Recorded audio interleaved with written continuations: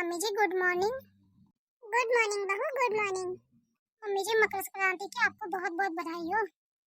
तुझे भी बहू बहुत बहुत बधाई हो। और बहू, तेरे मायके से कोई आ रहा है या नहीं? पहली संक्रांत है तेरी, कोई आएगा या नहीं आएगा संक्रांत लेके? अरे मम्मी जी, पापा बोल तो रहे थे कि भैया को भेजूंगा, तो भैया आते ही होंगे मेरे। हाँ, पहली संक्रांत है भाई, आना तो पड़ता ही है। और बेटियों की संक्रांत बहुत जरूरी होती है। ससुराल में बेटी का भी मान सम्मान बढ़ता है और मायके वालों का भी। हाँ मम्मी, सही कह रहे हो। हाँ, देखा ना हमने पिंकी के लिए कितना सामान भेजा है। उसकी सास के लिए कपड़े, उसके देवर के लिए, उसके पति के लिए, बच्चों के लिए, ससुर के लिए, सबके लिए भेजा है, किसी के लिए छोड़ा नहीं हमने। आखिर में उसकी सास भी देखेगी ना तो कहेगी कितने पैसे वाले हैं सब, कितना मान सम्मान करते हैं। हाँ मम्मी जी, देखा मैंने, आपने तो कोई कमी नहीं छोड़ी उनको दिखाने में। हाँ, और नहीं तो क्या, आखिर पिंकी मेरी बेटी है। चल जा, अब कुछ बना ले संक्रांत वाले दिन, अच्छा अच्छा बनाना कुछ। ठीक है मम्मी जी, जा रही हूँ। मैं भी देखती हूँ क्या लेके आते हैं इसके मायके वाले। बोलते तो बहुत कुछ है, लेके तो कुछ आते ही नहीं है। जहाँ जाते हैं झोला उठाए बस चल देते हैं। रिश्तेदारी के नाम पे तो कुछ है ही नहीं, जैसे आना जाना कुछ होता नहीं है लेके, मुंह उठा के बस चल देते हैं बेटी से मिलने।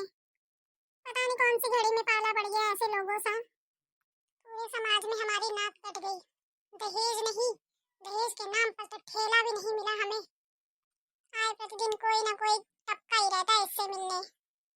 और ये जब देखो मुंह लटकाए बस अपने कमरे में ही पड़ी रहती है, न किसी से हंसना, न बोलना, न कुछ कहना। हम थे, हमारे जमाने में कितनी चहल पहल हुआ करती थी।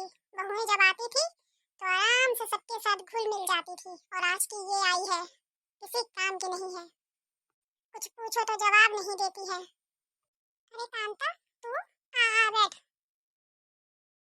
जीजी कैसी हो? मकर संक्रांति की बहुत बहुत बधाई हो आपको। हाँ हाँ, तुम्हें भी बहुत बधाई हो।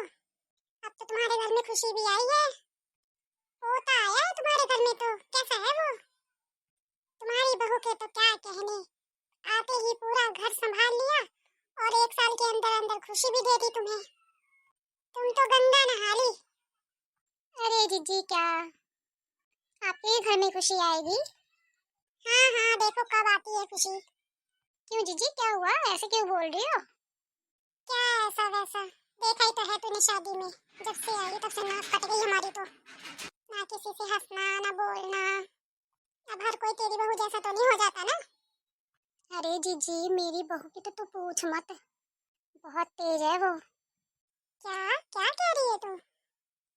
और नहीं तो क्या, जब से आई है तब से नाक में उसने भी दम कर रखा है। जब कोई आता है तो बहुत अच्छी बन जाती है, सब कहेंगे कि बहुत अच्छी बहू है, बहुत अच्छी बहू है, और सब काम मुझसे करवाती है। अच्छा, क्या कह रही है तू?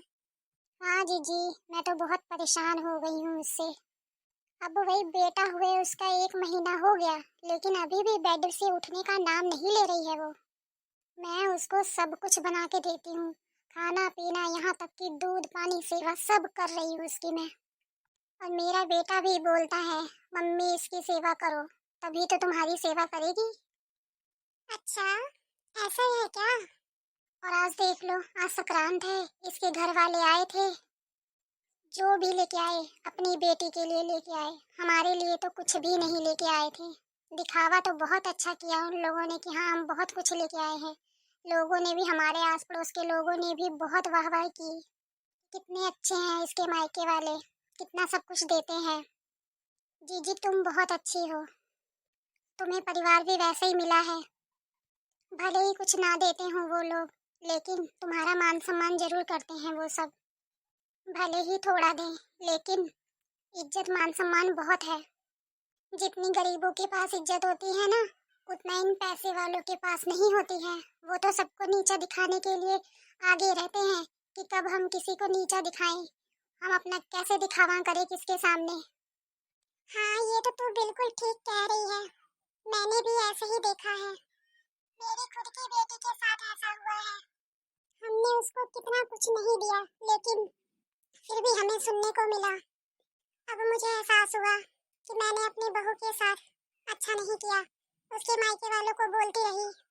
मुझे तो ये था कि जितना मैंने अपनी बेटी को दिया उतना मुझे क्यों नहीं मिला। भले ही कुछ ना मिला हो, लेकिन हमें बहू बहुत अच्छी मिली है।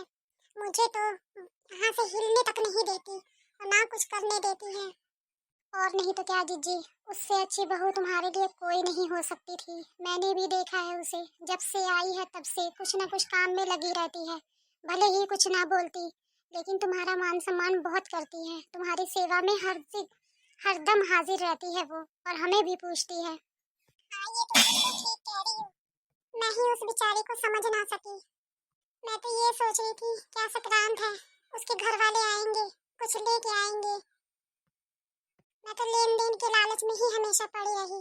ये नहीं सोचा कि एक लड़की ही है जो इस घर को संभालती है, उस घर को भी संभालती है। ये लेन देन क्या है, आज नहीं तो कल होता ही है, एक दिन खत्म भी हो जाता है। लेकिन हम ही लोग हैं कि समझते नहीं हैं। जो बहू हमारे घर में रहने वाली है उसी को हम ताने देते हैं। तुम्हारे बाप ने ये नहीं दिया, वो नहीं दिया, तुम्हारी माँ ये नहीं करती, तुम्हारा भाई ये है, वो है। उसके पूरे परिवार की कमियां गिनवा देते हैं। लेकिन कभी ये नहीं सोचते कि हमारे परिवार में भी कमी होती है। क्या वो कल की आई लड़की इस परिवार में इतना सुनने के बाद रह पाएगी? क्या वो कभी हमेशा खुश रहेगी यहाँ पे? बिल्कुल नहीं। उस बेचारे का कितना दिल दुखता होगा, ये मैं कभी समझ नहीं पाई। हाँ जीजी, तो बिल्कुल ठीक कह रही है। उसको बुला के उससे प्यार से दो चार बातें बोल, तो अपने आप तुझे माँ से कम नहीं समझेगी। हाँ तो ठीक कह रही है, अभी बुलाती हूँ उसको। बहू, बहू। जी माँ जी, बुलाया आपने? अरे चाची जी, नमस्ते। ओ नमस्ते नमस्ते, कैसी है तू? मैं तो ठीक हूँ चाची जी, आप बताओ आप कैसी हो? मैं भी ठीक हूँ बहू। आपका पोता कैसे है? वो भी ठीक है बहू, घर परिवार सब ठीक है। जी माँ जी, क्या कह रहे थे आप? अरे बहू, मुझे माफ कर दे। माफी? किस बात की माँ जी?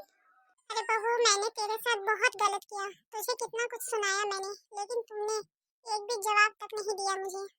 अरे माँ जी, मुझे आपसे कोई गिला शिकवा नहीं है। बहू फिर भी मुझे माफ कर दो। मुझे तुम्हारे परिवार के बारे में और तुम्हारे बारे में कुछ नहीं बोलना चाहिए था। अरे माँ जी, मैं बिल्कुल भी नाराज नहीं आपसे, सच्ची।